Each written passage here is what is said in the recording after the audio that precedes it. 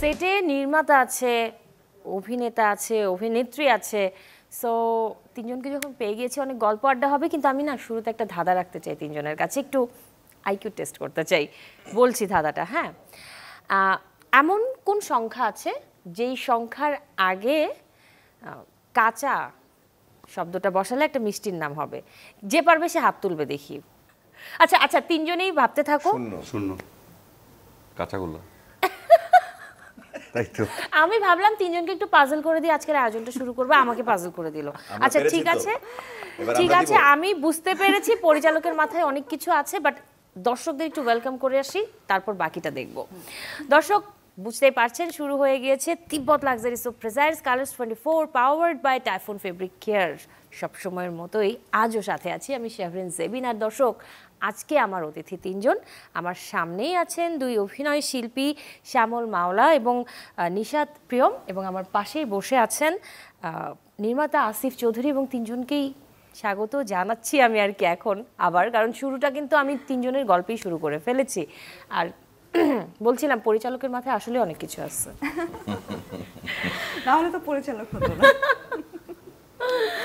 ওকে, কিন্তু যেটা হলো, আমি একটা বিষয় দেখলাম যে নির্মাতা যেই কাজটা করলো, যে তার অভিনয় শিল্পীদেরকে সে কোনো ভেজালে ফেললো না। হ্যাঁ, তাই তো মানে দায়িত্ব ডিরেক্টরের হওয়া উচিত। মানে ডিরেক্টর কোনোভাবেই দুজনকে ফ্যাকরাতে ফেললো না। বাট আমি যদি বলি যে অনেকের কাছে বিবাহিত জীবন মানেই ফ্যাকরা, কি বলবে? পুরো জীবন মানেই ফ্যাকরা। শুধু বিবাহিত জীবন বা বিবাহিত জীবনের আগের জীবন এরকম কোনো কারণ নেই, তাই না আসিফ ভাই? সব পুরো জীবনটাই একটা ফ্যাকরা। আমাদের লাইফটা তো আসলে ভালো খারাপ মিলে, সো খারাপগুলোকে আপনি কিন্তু ফ্যাকরার লিস্টে ফেলাতেই পারেন। শুধু যে বিবাহিত জীবন না, প্রত্যেকটা জায়গায় এক ধরনের ফ্যাকরামও কিন্তু লেগেই থাকে সবার। প্রত্যেকটা জায়গাতেই বলছে ফ্যাকরার মধ্যে থাকে। এই জায়গায় আসিফ ভাই কি বলবেন? মানে বাসা থেকে সিঁড়ি থেকে নামতে গেলে পা পিছলে পড়াটাও একটা ফ্যাকরা। সো আমাদের গল্পটাও এরকম ফ্যাকরা ছিল আর কি। প্রতিটা পদে পদে হচ্ছে ঝামেলা, এটা তো গল্পের কথা, আমি ব্যক্তি জীবনের কথা বলেছি এবং স্পেসিফিক করে বলেছি যে বিবাহিত জীবন। ও বিবাহিত। আর তারা অবশ্য বলছে যে সব জীবনই। আপনি তো বিবাহিত? হ্যাঁ। আচ্ছা ঠিক আছে। আচ্ছা, এত লজ্জা পাওয়ার কি আছে? লজ্জা পাওয়ার কথা না, কারণ বিবাহিতরা তো একটু লজ্জা পায়, যেমন আমি পাচ্ছি। লজ্জা পায় মানে শ্যামল মাওলা লজ্জা পাচ্ছে বিবাহিত বলে? খুব লজ্জা পাচ্ছি। আচ্ছা, এই যে এই বিবাহিত, মানে এটা কি লাকিলি নাকি আনলাকিলি? দুটেই। শ্যামল মাওলা কি বলবে এর উত্তরে? সবার জীবনে তাই আসলে। মানে আমি এমন এমন প্রশ্ন করছি যে মনে হচ্ছে দুইজনকেই হচ্ছে আমি ফ্যাকরাই ফেলে দিয়েছি। এইবার তো অভিনেত্রী আছে, নিশাত প্রিয়ম কি বিবাহিত? না, যাক, আমার জীবনে কোনো ফ্যাকরা নেই। তার জীবনে কোনো ফ্যাকরা নেই। তার মানে হচ্ছে বিবাহিত জীবন মানেই ফ্যাকরা, রাইট? না, এটা তো নায়িকা বললোই। এরকম কারণ নেই। ও লাকি যে বিবাহিত জীবন ছাড়া ও ফ্যাকরাতে নেই, কিন্তু বিবাহিত জীবন ছাড়াও জীবন ছাড়া ফ্যাকরাতে নেই এটা ঠিক না। মানে বিবাহিত জীবন না এটা বলেছি, কিন্তু ফ্যাকরা তো সব জায়গাতেই থাকে। যেমন আসিফ যেটা বলল, কেমন বেশি আমি একটু ওই সেই কেমন ফ্যাকরা থাকে জীবনে সেটার একটু ধারণা পেতে চাই। আমাদের শুটিং এর কথা বলি, আমাদের শুটিং এর মধ্যে প্রকৃতি আমাদেরকে একটু বিপদে ফেলে দিয়েছিল। এই সেটের, হ্যাঁ, এই সেট মানে ফ্যাকরার সেটের কথা বলছি। দেখা গেছে বৃষ্টির কারণে আমাদের অনেকগুলো শুটিং ক্যান্সেল হয়েছে, তো এটাও কিন্তু একটা ফ্যাকরা। অবশ্যই এই শুটিং এর গল্পগুলো শুনবো। ফ্যাকরা নিয়ে কেন কথা বলছি সেটাও দর্শকদেরকে আরেকটু ভালোভাবে বোঝাবো, বা দর্শকরা যারা ফ্যাকরা দেখছে তারা তো জেনেই গেছে, যারা এখনো দেখেনি তারা আমাদের এই আড্ডাবাজিতে বুঝে যাবে। কিন্তু আমি ছোট্ট করে তিনজনের কাছ থেকে একটু শুনতে চাই যে এর বাইরে ব্যক্তি জীবনে কিরকম কিরকম ফ্যাকরা মানে পড়তে হয় ফ্যাকরার মধ্যে। একটু নায়িকা থেকে শুরু করি, তারপর নায়কের কাছে আসবো, নির্মাতার কাছে। এটা আসলে বলে শেষ করা যাবে না, যে কোনো একটা না, আসলে অনেক আছে। মানে স্পেসিফিকলি কোনো কিছু বলা কঠিন। যেমন হয় না অনেক সময়, যদি একটা এক্সাম্পল হিসেবে দিই, আমার শুটিং এ খুব টাইমলি পৌঁছাতে হবে, সেদিন হয়তো আমি 3 ঘন্টার জ্যামে বসে আছি, ওই দিনই জ্যামটা হতে হবে। হ্যাঁ, ওটাও কিন্তু একটা ফ্যাকরা। তো আমার কাছে মনে হয় প্রত্যেকটা জায়গাতে আমাদের কিছু না কিছু ফ্যাকরামো লেগে থাকে। এই জায়গায় শ্যামল মাওলা কিছু বলবে? ফ্যাকরাতে আসলে আমি তো মানে কাজ ছাড়া বাইরে খুব কম থাকি, বাসাতেই থাকি। সো ফ্যাকরাতে যদি পড়ি তাহলে আসলে বাইরে বের হয়েই পড়ি, আর সেটা কাজের মধ্যেই পড়ি। ফ্যাকরার মধ্যে তো অনেক ফ্যাকরাতে পড়েছি, সেটা নিয়ে তো গল্প হবেই। এমনি অন্যান্য শুটিংও প্রচুর ফ্যাকরাতে পড়তে হয়েছিল। এমনও হয়েছে যে পুরো শুটিং ইউনিট একটা জায়গায় শুট করতে গিয়ে সেখানে সবাইকে আটকে রেখেছে তারা কোনো একটা ঝামেলার কারণে, এবং সেখান থেকে হয়তো পালিয়ে আসতে হয়েছে। ওহ মাই god.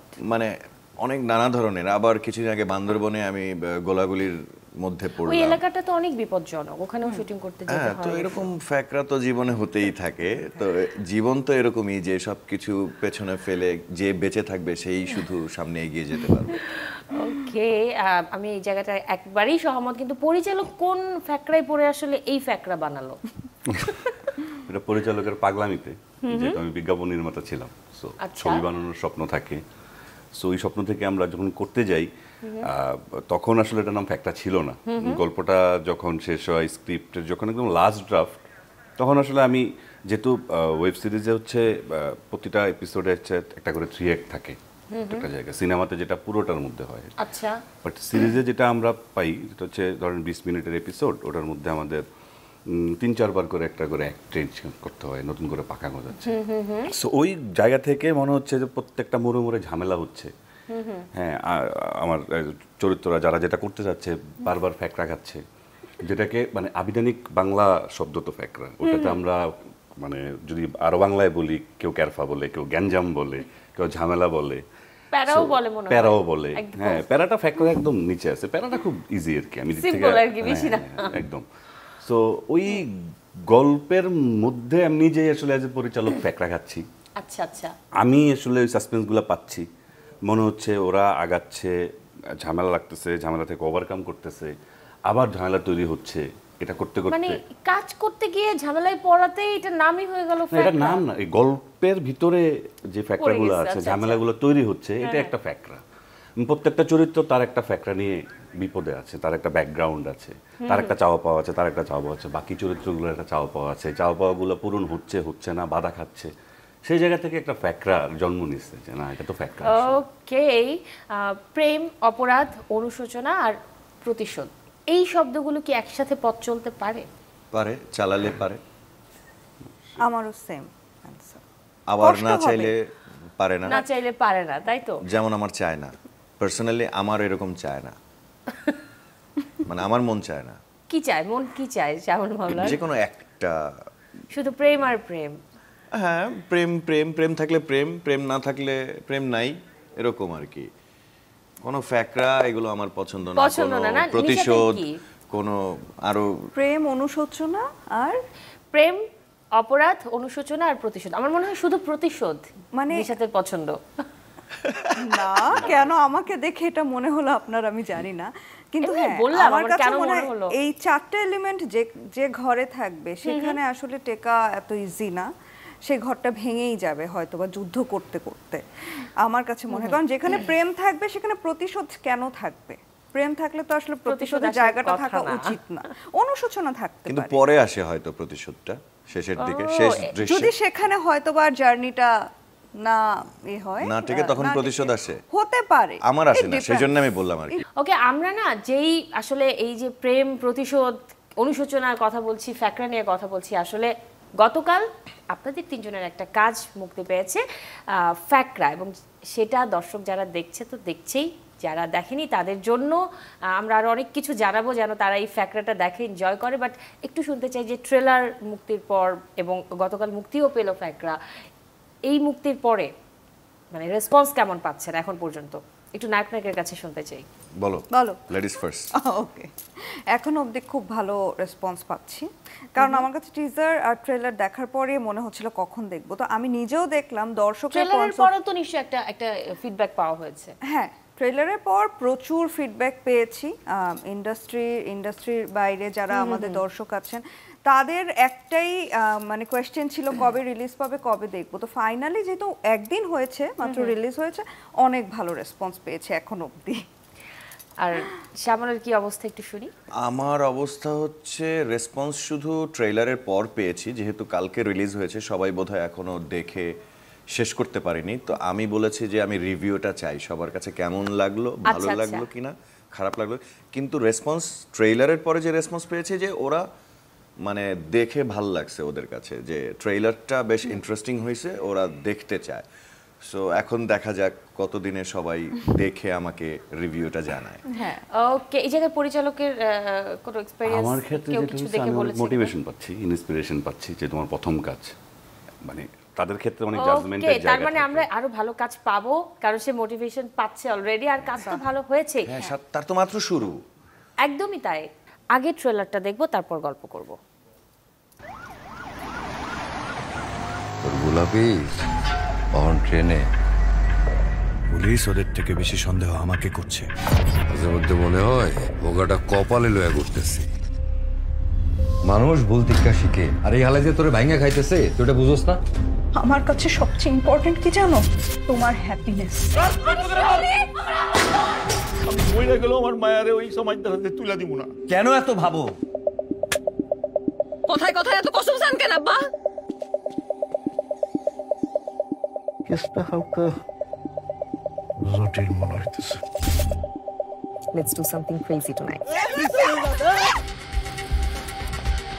Tired of this life. এত শুনবো মা কোসকার আজকাল ভাল লাগে? আমার পেছনে টিকটিকি লেগেছে। যে কাহিনী করছো, তারপর এই বন্দুক লইয়া এই লগুনাই করে যাইতেছো, দেশের পুলিশ কি বোধায়? আমি অ্যাডভোকেট আরিফ মাওলা, আশরাফ সাহেবের advocate. Come on, Ashraf, move on. Absolutely not. তোমাকে ঘৃণা করি না, আইনিকে অনেক বেশি ভালোবাসি। কি আশফাক সাহেবকে সংগ্রহ করছেন? তুমি স্যার আমার আর কে আছে কো?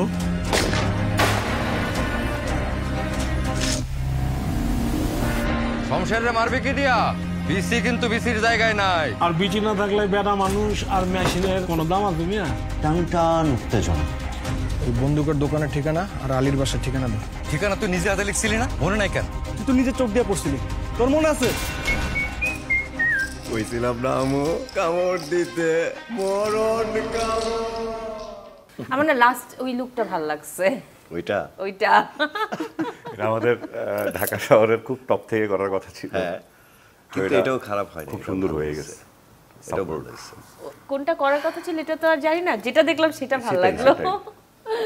আচ্ছা, মানে এমন গল্প নিয়ে সিরিজ নির্মাণের কেন, মানে প্রথম কাজ তার আমার উপরে? কাছে মনে হয় যে আমরা অনেকদিন ধরে সম্পর্কের গল্প দেখি না, আচ্ছা, প্রেমের, বন্ধুত্বের, সংসারের।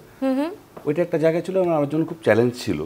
চ্যালেঞ্জ ছিল বলতে এতগুলো প্রোটাগনিস্টের লাইফ টানাটা আসলে খুব টাফ সিরিজের মধ্যে। আমরা সিরিজ তো নর্মালি দেখি একটা বা দুটা প্রোটাগনিস্ট নিয়ে আগায়। সো এটা আমার জন্য টাফ ছিল।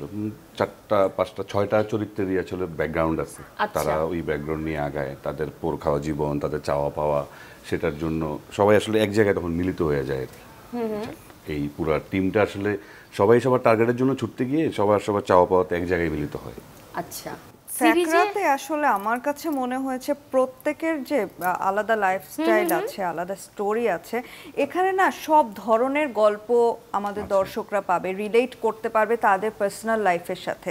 যে এটা যে শুধুমাত্র একটা সংসারের গল্প বা একটা প্রেমের গল্প তা না, ওই যে যেটা বন্ধুত্ব আছে, রিভেঞ্জ আছে, এভরিথিং, মানে একটা ওয়েব সিরিজের মধ্যে আপনি সব কিছু পাবেন। এই যে যেমনটা বলছিলেন, হ্যাঁ, সেই জায়গা থেকে যদি বলি যে ফ্যাকরাতে সব ধরনের চরিত্র আছে যেটার সাথে বাস্তবের সাথে মিলে যাবে দেখলে, ওইখান থেকে আমার একটা প্রশ্ন মাথায় এলো। ফ্যাকরায় যদি ভুল না করি নাম অ্যানি এবং আশফাক, তাই তো? তো বাস্তব জীবনে মানে শ্যামল মাওলার সাথে আশফাকের কোনো মিল আছে কি? বাস্তব জীবনে মানে বাস্তবের শ্যামল মাওলা আর আশফাক? না, একদমই না, কোনো মিলই নেই। আচ্ছা, একদমই মিল নেই। নিশাতের কি অবস্থা? অ্যানির সাথে কতটা মিল আছে? বাস্তবে অ্যানির সাথে আমার মিল নেই, এই জন্যই আমার কাছে চরিত্রটা খুব আমাকে খুব টেনেছে, যে মনে হচ্ছে আমি এই ক্যারেক্টারটা করতে চাই। এখানে জাস্ট একটা হিন্ট দেই যে অ্যানি খুব সন্দেহপ্রবণ, বাট এটা আমার ভিতরে একদমই কাজ করে না এই জিনিসটা আর কি। তাহলে তো অ্যানি খুবই লক্ষ্মী মেয়ে, মানে নিশাত খুবই লক্ষ্মী মেয়ে নাকি? আমিও লক্ষ্মী বলতে ছেলে। পারেন। আমিও লক্ষ্মী ছেলে। লক্ষ্মী ছেলে প্রেম করতেন না নিশ্চয়ই, পরকীয়া করতেছেন। এটা তো হচ্ছে ফ্যাকরাতে, মানে ফ্যাকরাতে। আশফাক আর অ্যানির গল্প, সেখানে শ্যামল অ্যানির সাথে গল্প না। যদি বলতে চাই যে এই এই ফ্যাকরার গল্প যতটা শুনছিলাম যে অনেক অনেক কিছু, মানে গল্পটাই এমন যে ফ্যাকরা একটু পরপর ফ্যাকরাতে আসবে, তার উপরে আবার সেটে অনেক ধরনের ঘটনা ঘটে যায়। তো শুটিং এর পেছনের গল্পকে একটু শুনতে পারি আমি বলি প্লিজ। সেটা হচ্ছে প্রথম যখন আসিফ ভাই আমার কাছে আসে, গল্পটা শুনি, তখন গল্পটা ছিল একরকম, like based own true story. তো সেইটাকে ফিকশন করতে গিয়ে সে এমনভাবে স্ক্রিপ্টিং করেছে, এমনভাবে ফ্যাকরা লাগিয়েছে, যেটা আমার কাছে খুব বেশি ভালো লেগেছে। মানে ট্রু স্টোরি এখন হয়তো এইটুকু, হ্যাঁ, মানে হয়তো কোথাও না কোথাও কোনো কিছুর সাথে মিলে যাবে, কিন্তু ওইটাকে বেস করে সে যেভাবে আসলে ডালপালা ছড়িয়ে পুরো সিরিজে যেভাবে মানে গল্প সে গাঁথুনি দিয়েছে, এইটা আমার কাছে বেশি ভালো লেগেছে পরবর্তীতে আর কি। বুঝতে পেরেছেন? তাই তো বিষয়। সো এইটা আমি বলছি না কোন স্টোরি কিসের সাথে মিলে যাবে, হয়তো কোনো কিছুর সাথে মিলে যাবে।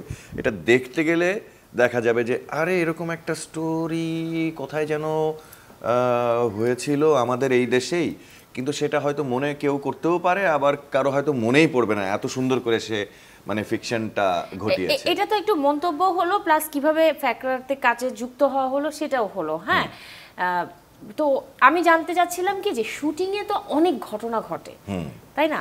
যেটা আসলে দর্শকরা ক্যামেরার সামনে ওই বিষয়টা দেখে, পেছনের বিষয়টা দেখে না, সামনেরটাই দেখে। ওই মজার গল্পগুলো একটু জানতে চাই। ওই মজার গল্পগুলোই তো আসলে প্রতিদিনই আসলে শুটিং এ এমন হয়েছে যে লাইক তখন তো সিচুয়েশন খারাপ ছিল, এটা তো মানে ওই সময় আমাদের শুটিং হচ্ছিল, তখন দেশের পরিস্থিতি আমরা যেখানে শুট করছিলাম তার আশেপাশেই ফ্যাকরা চলছিল অগস্টে। মানে আম জনতা, পুলিশ, আর্মি সব মিলে দেশের পরিস্থিতি খারাপ। ওই মুহূর্তে আমরা ঠিক শুট করছি তার পাশেই, তার মধ্যে সরকার চেঞ্জ, পুরা দেশের পরিস্থিতি চেঞ্জ। ফ্যাকরা শুরু করেছে আগস্টের 2 তারিখ। ফ্যাকরা একদম শুরু থেকে শেষ অবধি ফ্যাকরা, মানে ফ্যাকরা জুলাইতে যাওয়ার কথা ছিল, জুলাইতে তো ম্যাসিভ দিন ছিল, আগস্টে মনে হয়েছে যে ব্যাপারটা হালকা হচ্ছে, শুরু করি, কিন্তু শুরু করার পরে আরো বড় ফ্যাকরা হয়ে গেছে। হ্যাঁ, তারপরে ডাকাত পাহারা দিতে হলো আমাদের, লাইক একবার আমাদেরকে ডাকাত মনে করলো পুরো শুটিং ইউনিট মানিকগঞ্জের ওই জায়গায়, এবং সবাই তাড়া করে আসলো। আবার বৃষ্টি হচ্ছে তখন বৃষ্টি হচ্ছে, তারপর বন্যা শুরু হয়ে গেল, বন্যায় সবাই ত্রাণের জন্য ছুটছে আর আমরা শুটিং এর জন্য ছুটছি। তারপর আমাদের যে লোকেশন ছিল সেই লোকেশন ভাঙচুর, পুড়ে সব শেষ। তারপরে আমাদের যে চায়ের দোকান, মানে রাস্তাঘাট ক্লিন রাস্তাঘাট, সেই রাস্তাঘাটে ইট পাথর দেয়া রাস্তাঘাট, যেখানে ফ্রেম ধরবো আমাদের হচ্ছে আউটডোরে সিন, রানিং এর ওপরে গল্প। সো রানিং এর ওপরে গল্প মানে তো রাস্তাঘাটে শুটিং। সো রাস্তাঘাট নাই। আমাদের যে সুন্দর রাস্তাঘাট ছিল সেটা তো ওই সময় সুন্দর ছিল না। ওই সময় তো ইট পাটকেল ছোড়া, এটা ছোড়া, ওটা ভাঙা, এটা পোড়া, এরকম রাস্তাঘাট। ওর মধ্যেই ফ্যাকরা শুট হয়েছে। তার মানে এটা তো অনেক দুঃসাহসিক একটা কাজ করে ফেলেছেন পরিচালক এবং অভিনয় শিল্পীরা সবাই, লাইফ রিস্ক কুশলীরা যারা আছেন এই ফ্যাকরা। আমার কাছে মনে হয় যে লাইক ফ্যাকরাতে আমাদের ডিরেক্টর টিম, আমরা অ্যাক্টর অ্যাক্ট্রেস সবাই যারা আছি, আমাদের প্রোডাকশন টিম, লাইট ক্যামেরা, মানে এখানে প্রত্যেকে সমপরিমাণ পরিশ্রম করেছে। মানে সবারই সহযোগিতা না থাকলে এই ফ্যাকরাটা মানে হয়ে ওঠাটা খুব কঠিন হতো না। আমি যেই কথাটা বলছি, মানে এত ফ্যাকরা করে ফ্যাকরার কাজ সম্পূর্ণ করা হয়েছে, এর সাথে যুক্ত হওয়ার আরেকটু যোগ করি একটু। সবথেকে বড় ব্যাপার হয় যখন একটা ছাদ থাকে মাথার উপরে। তো ফ্যাকরার সেটটা সব আমরা নিজেরা তো, সিনিয়র বলতে আসিফ ভাই, আমি, রাব্বি ভাই, আর কেউ নেই। এই হচ্ছে সিনিয়রের অবস্থা। মানে কোনো ঝামেলা বা কোনো ফ্যাকরা পরিস্থিতি ট্যাকেল দেওয়ার মতো সিনিয়র যদি আমরাই হই, তাহলে কি অবস্থা? এরা কোথা থেকে আমাদের সিনিয়র দরকার এই ফ্যাকরা থেকে বাঁচার জন্য। সেখানে আমরাই ভরসা একমাত্র সিনিয়র হিসেবে, আর বাকি সব বাচ্চা। এই যে কাজ করতে গিয়ে আবার নিজের উপর একটা অন্যরকম দায়িত্ববোধ চলে এলো। একদমই তাই। মানে এরকমই এটা একটা দায়িত্ববোধের মধ্যেই পড়ে। ও যেটা বলছিলাম যে এই যে এত ফ্যাকরা করে ফ্যাকরার কাজ করা হলো, হ্যাঁ, তো এর সাথে নিশাত প্রিয়মের যুক্ত হবার মানে ছোট্ট করে এক লাইনে শুনতে চাই। এক লাইনে যদি বলতে হয়, আমাকে গল্প টেনেছে। আমার মনে হয় ফ্যাকরার গল্পটাই হচ্ছে হিরো। যখন আমার কাছে স্ক্রিপ্ট আসে, বলবো 2 লাইনে? Please please. আমার কাছে যখন স্ক্রিপ্ট আসে, আমি পুরো স্ক্রিপ্ট পড়ার পর আমার মনে হয়েছে যে এই কাজটা আমি করতে চাই। কারণ এখনকার অনেক সিরিজ হচ্ছে, আমরাও অনেক ওয়েব সিরিজ করেছি, এক একটা না এক একটা জনরা থাকে, কোনোটা শুধু থ্রিলার, কোনোটা শুধু লাভ স্টোরি, বাট এটা এমন একটা সবকিছুর মিশেলে তৈরি, এইজন্য মনে হলো যেটা সাথে কাজ করবে। আচ্ছা যদি বলি যে দুজনে যেহেতু এই কাজটা ভালো লেগেছে দেখে করা হয়েছে, মানে গল্পটা ভালো লাগলো, কিন্তু আরেকটা বিষয় যদি আমি বলি যে মানে এই বিষয়টা কোনোভাবে কাজে মানে কাজ করেছে কিনা ব্যাক অফ মাইন্ডে, হাতে কোনো কাজ নেই বলেই কি ফ্যাক্টরটা করা হয়েছিল? না, তখন তো রেগুলার কাজ হচ্ছে, তখন যে দেশ এরকম চেঞ্জ হয়ে যাবে এরকম তো মানে কেউ জানতাম না আমরা। তখন তো রেগুলার কাজ হচ্ছে, আমরা রানিং এ তখন ওর মধ্যে শুরু হয়েছে। আচ্ছা আচ্ছা, না এরকম তো মানে ঝামেলা শেষ হয়ে যাবে আবার শুরু হবে এরকম তো জানতাম। মানে জুন পর্যন্ত তো কাজ হচ্ছিল, জুলাইতে তো এমনি সব শাটল। সো জুলাইতে আমাদের প্ল্যান ছিল, ডেট নেওয়া ছিল। সো জুলাইয়ের ইনসিডেন্টের কারণে সো যেহেতু শুট হচ্ছে না, যেটা আগস্টে ফেলা হয়েছে, সো আগস্টেই সবাই শুট। হ্যাঁ, আর ফ্যাকরা দেশের ফ্যাকরা লাগার আগেই তো ফ্যাকরার প্ল্যান ডান তো হচ্ছে। তার আগে আমরা তার অনেক আগে আমরা স্ক্রিপ্টও পেয়েছি। ওকে ওকে, তিনজনের কাছে আমি একটা প্রশ্ন রাখতে চাই এবং তিনজনের কাছ থেকে সে উত্তরটা নিতে চাই। অধিকাংশ ওয়েব সিরিজই আমরা দেখি, অধিকাংশ মানে বেশিরভাগই বলবো থ্রিলার গল্পের হয়, এটা কেন? থ্রিলার গল্প হয় এরকম না, দর্শক চাহিদা অনুযায়ী আসলে আমাদের এই দেশে ব্যবসাটা হয়। আচ্ছা, সো আমাদের এই শো বিজনেস মিডিয়াতে যারা বিজনেস করছেন তাদের পরিকল্পনাতেই আসলে আমাদের কন্টেন্টগুলো ক্রিয়েট হয়। আচ্ছা, সো থ্রিলারের চাহিদা যদি থাকে থ্রিলার হবে, যদি হরর চাহিদা থাকে হরর হবে, যদি লাভ স্টোরি চাহিদা থাকে লাভ স্টোরি হয় বা হবে, এরকম মিক্সড হচ্ছে, হয় সব ধরনের দর্শকের কথা মাথায় রেখেই আসলে সব ধরনের কন্টেন্ট ক্রিয়েট করার চেষ্টা হচ্ছে চারিদিকে। এখানে কি নিশাত কিছু যোগ করবে? আমার কাছে মনে হয় যে আমাদের দর্শকরা কেন যেন থ্রিলার দেখতে বেশি ভালোবাসে। আমি নিজেও পার্সোনালি আমার কাছে মনে হয়, হ্যাঁ আমি নিজেও তাই। কারণ দেখেন তুলনামূলকভাবে এখন অবধি যত ওয়েব সিরিজ হচ্ছে, হ্যাঁ থ্রিলারের পরিমাণটা সবচেয়ে বেশি। এর মানে এটাই আমাদের ডিরেক্টর যারা আছেন দর্শকের চাহিদা অনুযায়ী তো কাজটা করেন। এবং 2018-এ আমি আর শ্যামল পেয়ার হয়ে মানিহানিতে কাজ করেছি, সেটা থ্রিলার ছিল। 7 বছর পর আমরা একসাথে আবারও ফ্যাকরা করলাম, এবং এখানেও থ্রিলার, এখানে শুধু থ্রিলার বাকি আরো অনেক কিছুই আছে। আমি যদি একটু পরিচালকের কাছে আসি, আপনার প্রথম কাজ কেন সেটা পিওর অ্যাকশন বা পিওর রোমান্টিক গল্পের, পিওর কমেডি এই ধরনের হলো না, এত মানে মানে এত কিছু মিশেলে কেন? মানে না, ওটা তো প্রথমে বললাম যে গল্পটা যেহেতু অনেকগুলো চরিত্রের, আমি ওটা ইজি করে দিই। আমি কিন্তু কোথাও বলিনি আমার জনরাটা থ্রিলার, মানে আমার গল্পটা ইটসেলফ থ্রিল ক্রিয়েট করছে।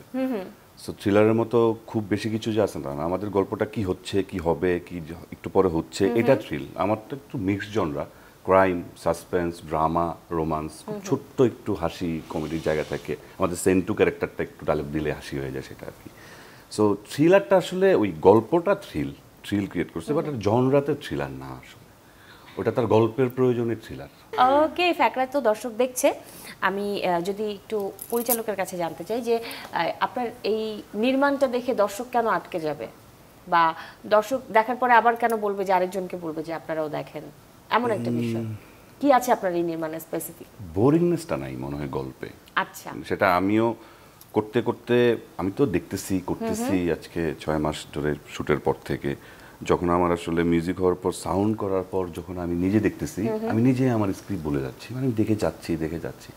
অনেকে আমার কোশ্চেন করতেছে একটা গান রাখো, গানটা প্রমোশন হয়, বাট কেউ যদি 7টা এপিসোড দেখে সে আমাকে বলবে যে গান রাখার কোনো জায়গাই নেই আসলে, সো বোরিংনেসটা পাবেন না, কোথাও আসলে পড়তে দেয় নাই আর কি। আমি এখনো দেখিনি, দেখবো, তার মানে বুঝলাম যে এটা টানা দেখতে হবে, পুরো টানা দেখতে হবে, এবং এটা একটা ডায়লগ যদি মিস করে যান অনেক কিছু মিস করতে পারেন। সো এটা খুব কাছ থেকে বসে দেখতে হবে, মিস করা যাবে না, দর্শক আটকে যাবে এখানটাতে। এবং আমি এটা তো কনফিডেন্ট যে আছে না যে কেউ খাইতে বসলে দেখলাম 2টা এপিসোড, কালকে আবার অফিস থেকে ফিরে দেখবো, এটাতে চান্স নাই। মানে আমার এটা কনফিডেন্স যে চান্স ওকে নেক্সট ডে অফের দিনে তাহলে আমি এটাতে আটকে যাব, ফ্যাক্টরায় আটকে যাব। ওকে আমি একটু আগামীর কাজ সম্পর্কে জানতে চাই দুজনের কাছে। আগামীতে কি কি পাচ্ছে দর্শক? আমার নতুন আরেকটা সিরিজ আসবে, আমি এখনই সেটা ঘোষণা দিতে পারছি না কারণ সেটা অ্যালাউ করছে না। খুব ভালো আরেকটা কাজ আসবে, বঙ্গতেই আসবে, মোটামুটি কনফার্ম। সো এই তো ঈদের পরে হয়তো সামনে আসবে। আর ঈদের কিছু কাজ করেছি, সামনে আরো করছি বা করব। সারপ্রাইজ কি আছে? সারপ্রাইজ? হ্যাঁ, সারপ্রাইজ নাই তো। সারপ্রাইজ তো এই যে নতুন কাজ আসবে, এটাই তো আমার নতুন কাজ আসা মানেই তো আমার জন্য বিশাল। ওকে নিশাত প্রিয়মের কাছে কি সারপ্রাইজ আছে একটু শুনি। সারপ্রাইজ না, যেটা হচ্ছে যে অদৃশ্যর পরে ফ্যাকরা এসেছে। সো আমি ফ্যাকরা নিয়ে খুবই মানে একটা কি বলবো এক্সাইটমেন্টের মধ্যে আছি। আমার কাছে মনে হয় ঈদে এটাই আমার গিফট। পাশাপাশি আরো বেশ কিছু কাজ করেছি, এখন সেটা তো ডিরেক্টর জানেন যে কবে যাবে, এটা বলা যাচ্ছে না। আর হ্যাঁ সিরিজ এবং অ্যান্থোলজিও করেছি, সেটাও আসলে এখন নাম প্রকাশ করা যাচ্ছে না। আমরা তো একটা অ্যান্থোলজি করেছি, যেগুলো নাম ও দুজনকে আমরা আরো একটা কাজে পাবো, অ্যান্থোলজি কিছু আসছে সামনে। আসছে। ওকে অসংখ্য ধন্যবাদ তিনজনকে আজকের এই আয়োজনে আসার জন্য, ফ্যাকরা নিয়ে এত মানে ফ্যাকরা টাইপের একটা শো করার জন্য। আজকে শেষ করব আজকের আয়োজন, তিনজনের জন্য রইল অনেক অনেক শুভকামনা। দর্শক এই ছিল Tibbet luxury soap presents Colors 24 powered by Typhoon fabric care আয়োজনে। দেখা হবে আগামীতে নতুন কোনো অতিথি সাথে নিয়ে। সেই পর্যন্ত সবাই ভালো থাকুন, সুস্থ থাকুন, আর হ্যাঁ চ্যানেল 24 এর সাথেই থাকুন।